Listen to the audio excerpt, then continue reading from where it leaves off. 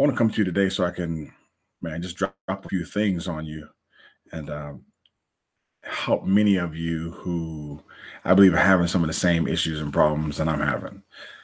We went through 2020, absolutely eventful experience, and now we're in 2021. And I had an opportunity I got a lot of people on my email list, and a lot of people on my Facebook pages and Instagram pages, and I was able to issue out some messages last week. And the feedback that I got, man, it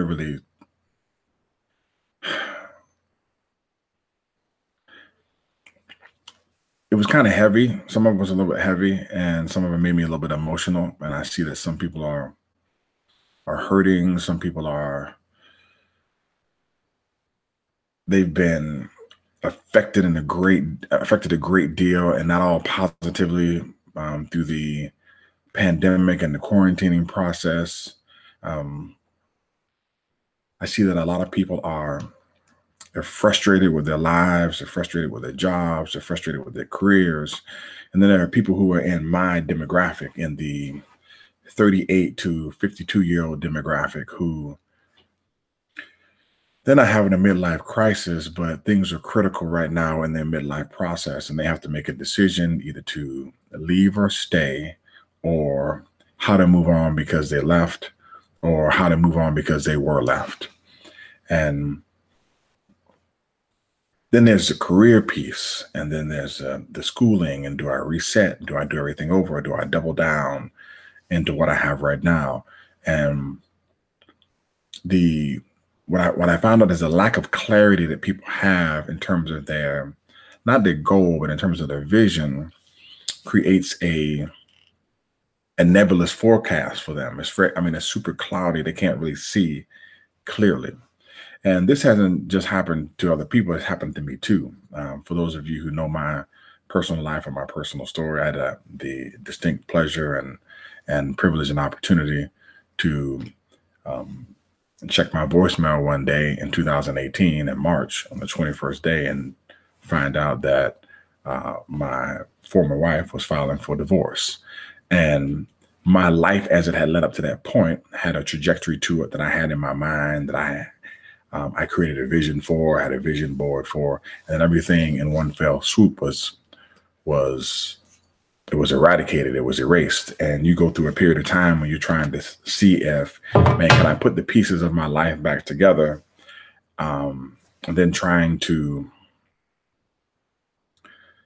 deal with that along with the reality of where your life is now is your life. So putting the pieces back together is not an option. What you have right now is your real life. And then I was in the same situation with a lot of you are in now, where my life is right now is where I don't want to be. And I've gone through that situation, and I've grown through that situation with a lot of help. And I can tell you that I'm on the other side of it, but man, going through and trudging through, it takes some people out, and I can see why, and I can see how people get stuck in that space and in that place. And it becomes like a quicksand effect for them. The more they move, the deeper they go. And the less they move, the slower they go. And they think because if they don't move and they die a slow death, that they're actually living, and they're not living.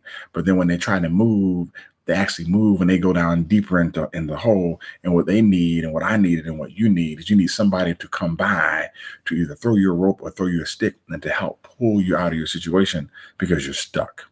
So what I want to talk to you about today is, how do I get out of this particular quagmire, this situation, or what we call an emotional or psychological funk, or a certain financial or certain relationship situation? All these things are pretty much the same thing. You find yourself being caught in a situation or stuck, and you don't feel like you can get out. And then it becomes so overwhelming that you don't know if you're depressed, but you sit down for a moment and you start thinking, and you start crying, and you listen to a song, and you start crying, and you're driving to pick up your kids and you start crying, and you have not been diagnosed as being clinically depressed, but you just find yourself being sad all the time. And then you wake up and you say to yourself, I don't know if it's worth it for me to go on anymore. That's a hard place to be. It's a place that I was at. I had to make that call and call the suicide hotline. I'm not proud about it. All the things that I've done and accomplished and acquired in my life did not stop me from getting hit by the overwhelming wave of emotions that will just knock you down and take you out. And I can only speak to how I got here and how I was able to go back and look at all the times and situations of my life and corral all those experiences and put all those things together to put gas on the pilot light that was on fire already on the inside. Because if you're here, if you're listening, if you're alive, the pilot light is on. We need the right accelerant for you to heat your life up and get yourself going so you can get cooking. So here's what I want to talk to you about today. I want to talk to you about moving yourself, because this is my personal goal and my personal vision for my life, is to help people move themselves from the realm of ordinary to extraordinary by doing the extra. To move people from the realm of ordinary to extraordinary by doing the extra. Now, there are pieces and portions of your life, okay, where you are extraordinary. As a matter of fact, there's a gentleman looking at this right now. His name is Jed Clark. Jed lost 150 pounds, okay, in about 5 months. He wakes up in the morning at 4. He walks until 8. He does anywhere between 18 to 28 miles, I would say 5 to 6 times a week. It is absolutely phenomenal. This week, he just finished a 31-mile walk, and he accredits me with helping him because of some of the things that he's heard from me, what he's read from me, and how he's followed me over the years. But I had to tell him this week, man, you inspire me more than I think I inspire you. I mean, I did 30 days of 90 minutes of cardio, 90 minutes of walking a day. And this guy gets up and he does 3 and 4 hours. And in that area, he's extraordinary. In that area, there are other parts of his life where he's not extraordinary. There's parts of my life where I'm not extraordinary. And why am I making this point? I'm making this point because the first thing that you have to do is come to the table with a level of transparency. You have to be able to wake up in the morning, get in the mirror, and be honest with yourself and tell yourself how much you love yourself and tell yourself how excited you are about having a new day and a new opportunity to work. And then be honest with yourself. You're not extraordinary in every area. I'm not extraordinary in every area. There are areas where I am subpar, and there are areas where I am just ordinary. Those are the facts. And if you do not start there, there's nothing that I or anybody else can do for you. If you do not recognize I am in quicksand right now and I am sinking and I cannot move myself out of here, I need some help. If you cannot recognize that, then there's nothing that I can do to help you. If you don't recognize that there are areas that you need to improve, then there's nothing that I can do to help you. There's nothing that you can do to help yourself. I remember the harshest reality that I got when I played college football at Howard University was they did an assessment during my junior year to assess if we could win a championship with you. So they graded you out. Man, I remember I think I got a grade of like 58 or 62 or something like that out of 100.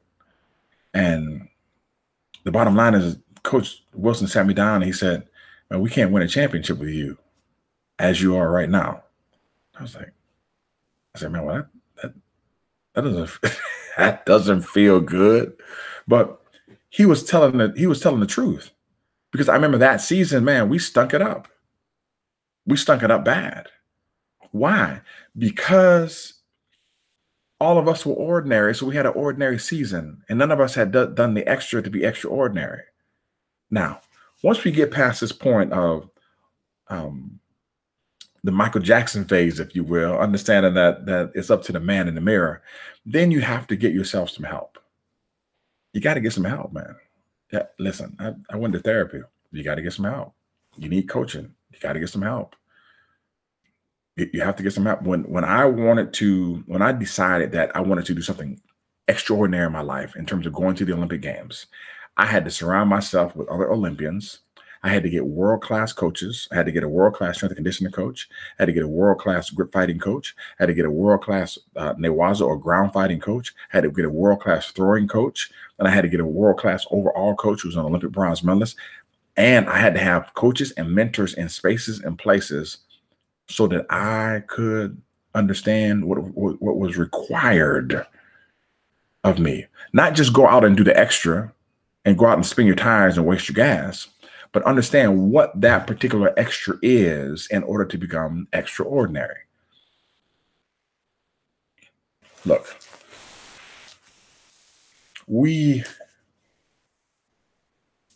I had a huge problem with Morgan Freeman's commentary that he made online one time about racism. Somebody asked him, how did you fix racism? And he said, well, you fix it, you just stop talking about it. And I was like, that's the most silliest thing in the world. That's like thinking that the boogeyman is going to go away, or putting the covers over your head and you think that the intruder in your house is going to disappear. That's not how it works. What he was talking about, and a lot of people missed, and I missed it too, because I wasn't in the place and space where I am now, is it's an issue where those people who are drum majors for social justice, where it is their goal and their desire and their vision and what they put their life into, okay? Their job is to fixate on that particular issue.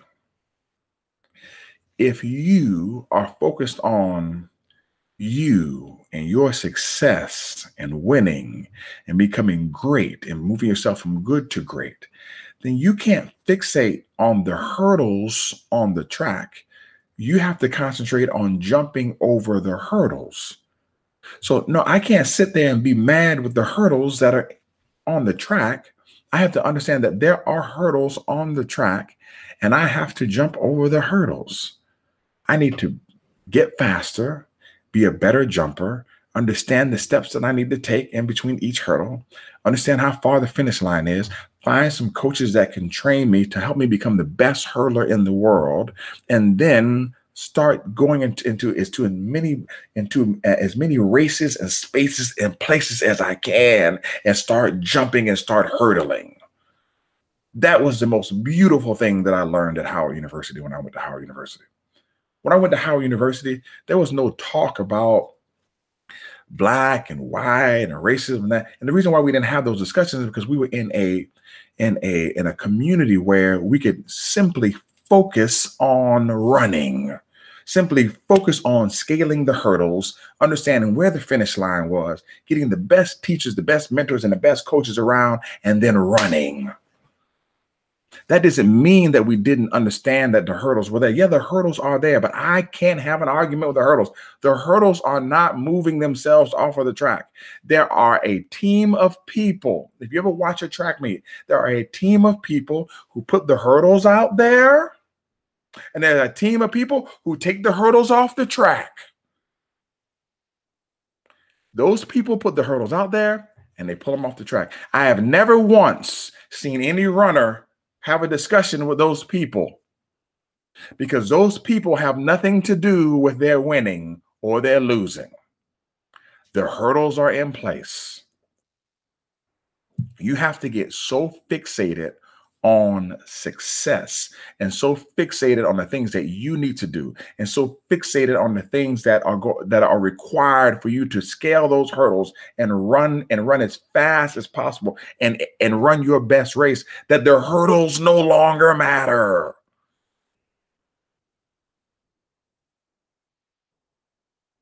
Hard discussion to have.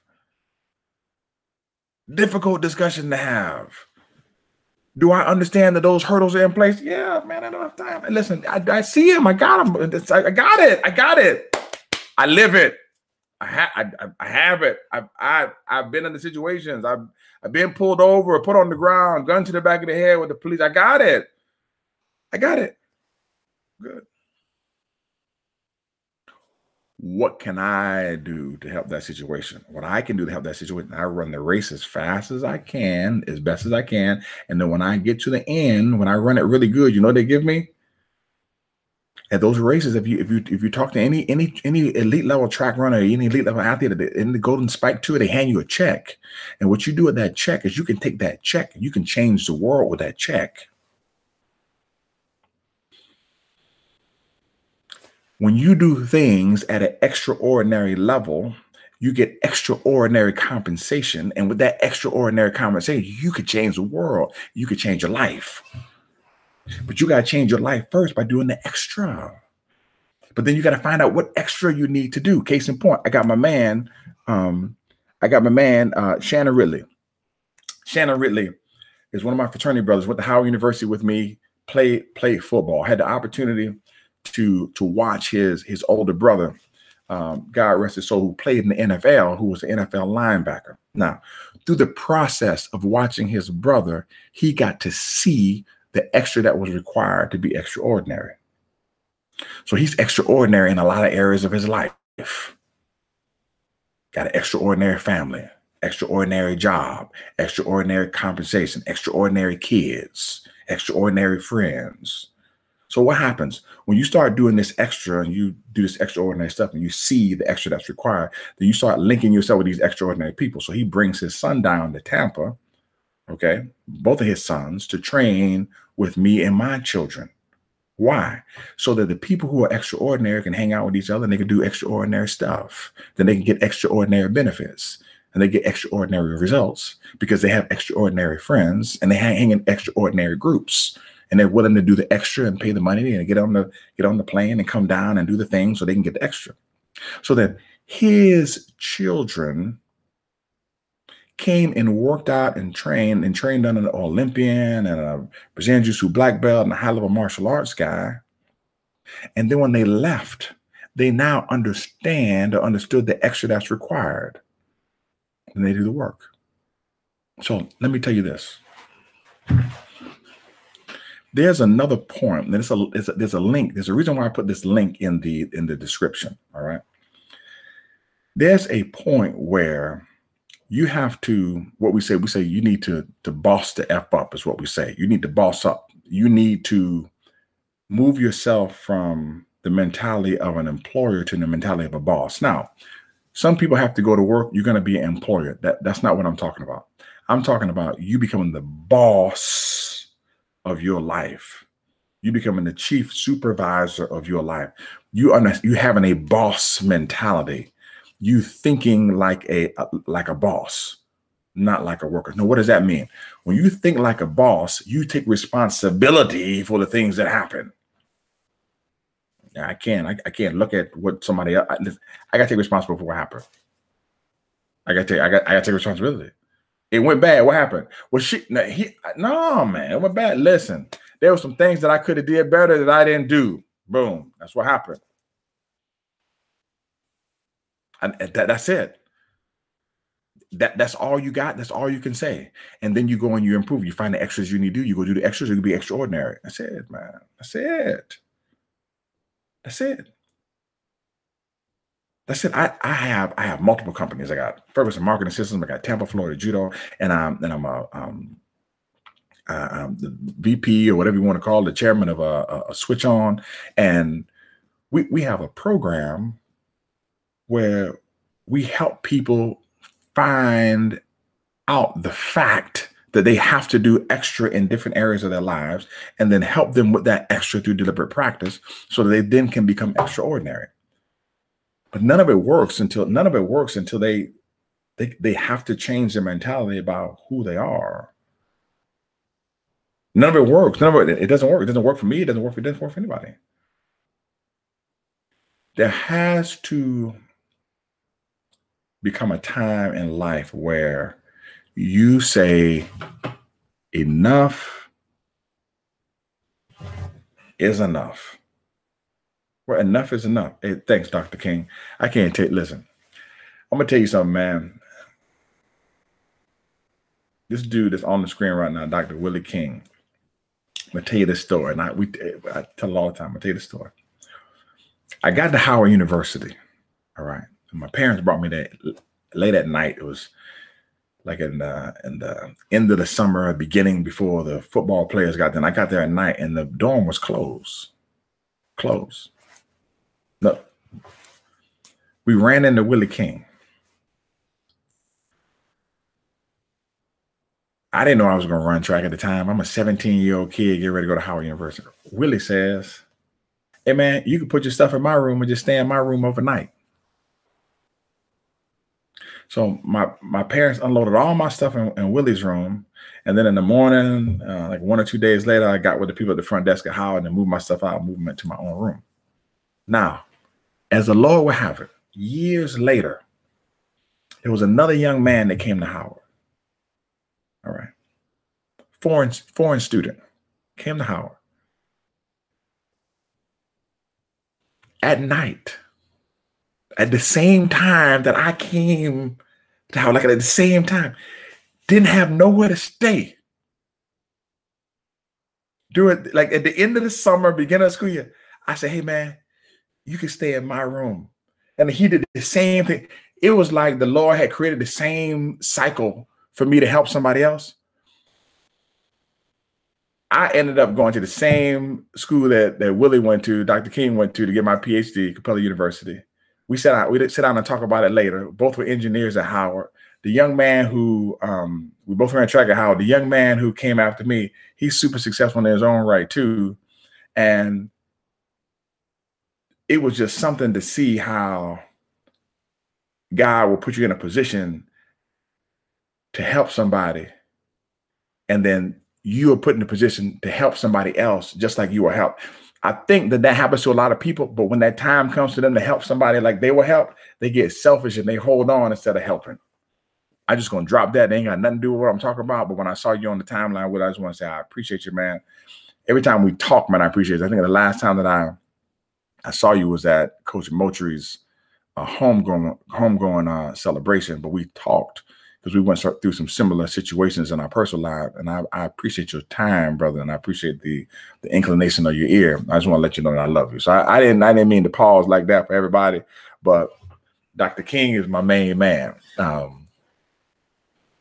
7-foot plus high jumper in college. So what I want to say is that this particular mentality that you need to boss up or to take over in your life, I have made a one-pager on that process. Now, I will tell you this. Most of the time when I'm online, before I get online, I don't get online just to talk to you and drop no stuff and, hey, man, you need to do this. I get online for the sole purpose of following and continuing to subscribe to what my particular goal, mission, and vision is in life as it pertains to teaching, coaching, and mentoring. I will say it as I said in the beginning. My job, my desire is to help people go from ordinary to extraordinary by doing the extra. I've helped people in life. I've helped people in sport. I've helped people in terms of the diet. I help people in terms of the relationships. I'm a coach. I'm a coach. I have a God-given skill and gift to look at something, analyze it, break it down in parts, take it apart, find out how to put the thing back together and what needs to be added to it so that it is better than what it was before. And also, if we need to scrap everything and start from the finish. My gift is different, but very, very similar to how an artist can look at a blank canvas and create a masterpiece. Some of you all have a gift too, but you'll never be able to tap into your gift until you tap into your person. I see you hear me say this all. If you listen to me, you hear me say this all the time. You need to understand who you are, and you need to understand whose you are.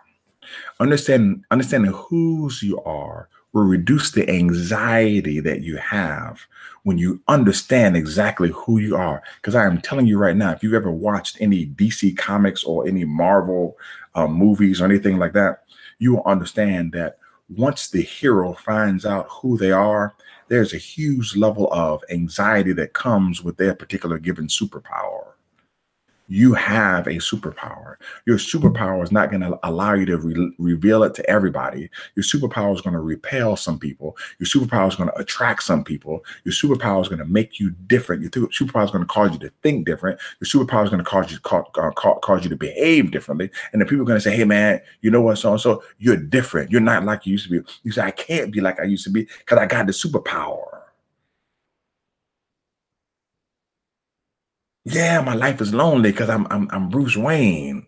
And then at night I can't hang out with you because I got to be Batman.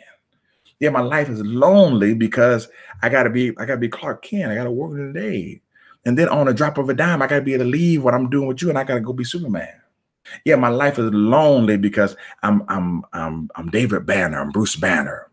But if you upset me, if I let you too close into my life, then I become the Incredible Hulk.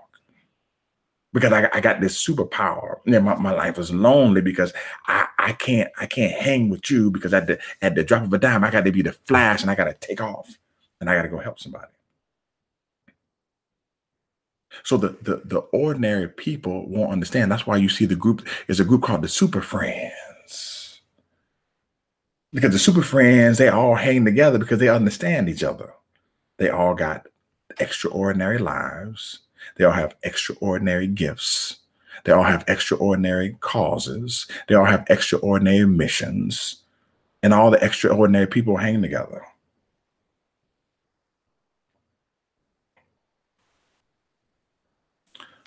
Find out who you are.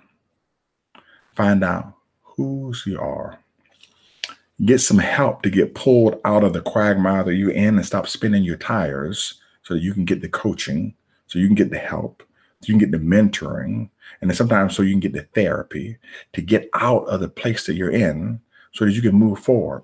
And then find out the exact, don't just go do an extra, find out the exact, because some of that, the extra that you did before got you in the spot that you're in now. So it's not just extra. It's the kind of extra, the kind of deliberate practice you need to do. Listen to me very carefully.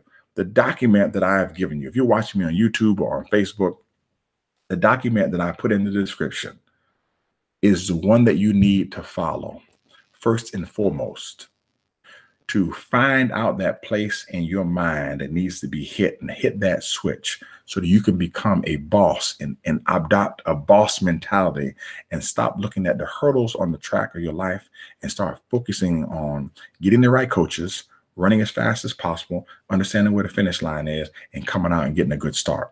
If you do those things, I guarantee that you'll be able to live a life that's extraordinary. Now, I'm going to tell you this. As I close, and let me look at these comments as I close. I'm going to tell you this. What's going on, Brother Kevin? I'm going to tell you this. We all know how to lose weight. I can go to anybody on this list that's watching. I can go to my man Michael. I can go to Dr. Ingram. I can go to Dr. King. I can go to Brother Kevin.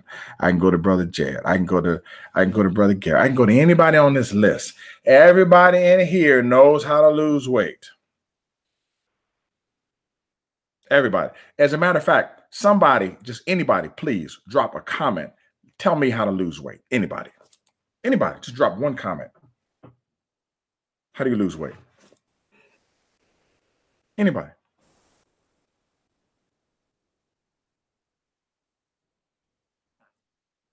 Just one. Just drop it. Anybody. Just drop. How do you lose weight?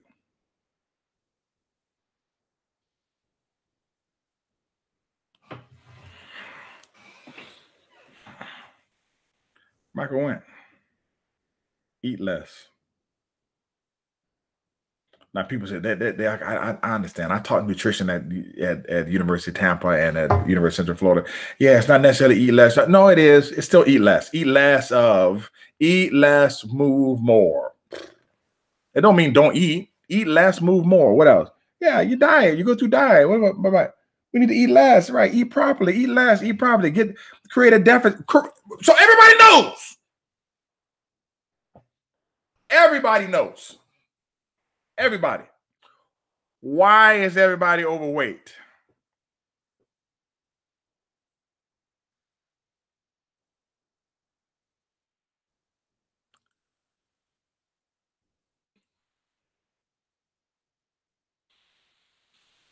Well, it's one or two issues. One or two issues. Dr. Ingram I can tell you anybody. It's one or two issues, man. It's either an emotional thing or it's a behavioral thing. So emotionally, I don't feel good, so I eat. And now behavior is I eat bad, so I feel my emotions are. Well, but it's the same thing. So you can either attack the emotional side or attack the behavioral side. You got to think differently about it, or you got to do something about it. It's either or I'm fine where I'm at, and then you stay in the quicksand and you slowly.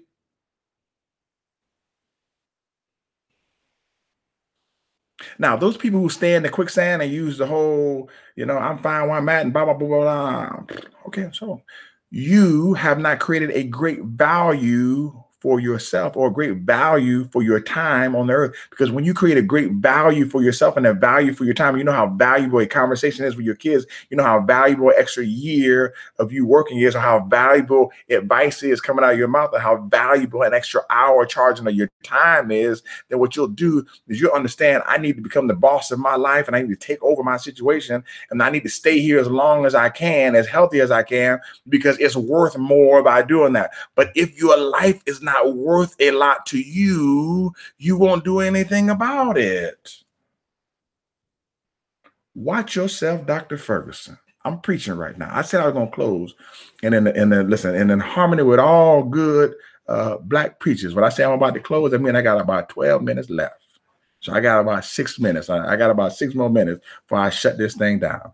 But when I shut it down, I'm going to close it all the way down. You are doing things in your life because you haven't created enough value of you yet. That's all. Become a boss. Have a boss mentality. Take over your life.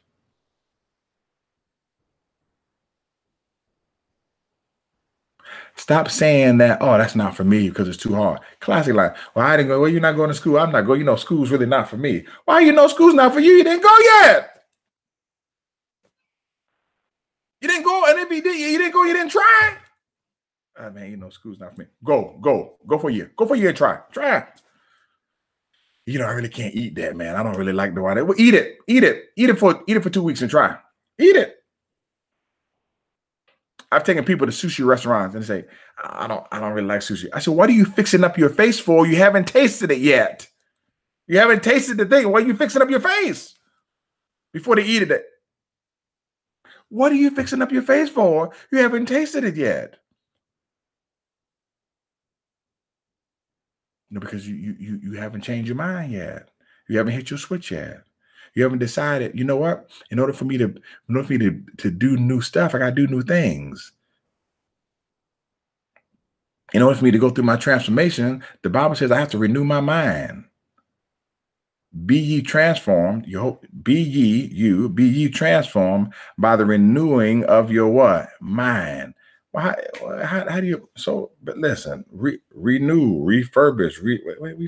Listen, if you put your dishes in the dishwasher and then you clean them off, you bring them out, the dishes look like they've been renewed.